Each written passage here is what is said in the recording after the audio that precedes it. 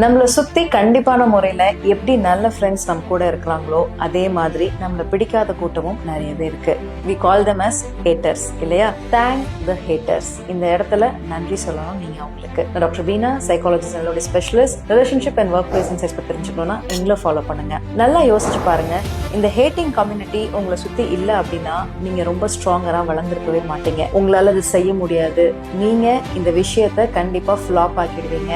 You are not equipped அப்படின்னு உங்களை put down பண்ணிட்டே இருக்கணும். நீங்க சிரிக்க கூடாது. சந்தோஷப்பட்டுட்டாலே ஐயோ அவங்க எல்லாம் சந்தோஷப்படுறாங்களா, சிரிக்கிறாளே, எப்படி இத்தனை கஷ்டத்தின் மத்தியிலும் அவன் எப்படி சந்தோஷமா இருக்கிறா அப்படின்னு சொல்லி சிசிடிவியை விட மோசமா வாட்ச் பண்ற கம்யூனிட்டி நம்ம கிட்ட இருக்கும். நீங்க என்ன பண்ணணும்னா, அவங்க எதிர்பார்க்கிற மாதிரி ஒரு விஷயம் தப்பா மாறிடுச்சு, நடந்துருச்சு அப்படிங்கிறப்போ உங்களை நீங்களே சோகத்துக்குள்ள அமிழ்த்திட்டாம அதுல இருந்து வெளியில வந்து ஒரு நார்மல் ருட்டீனை சேலஞ்ச் பண்ணி கொண்டுட்டு வரீங்கன்னு வச்சுக்கோங்களேன். the haters will get confused.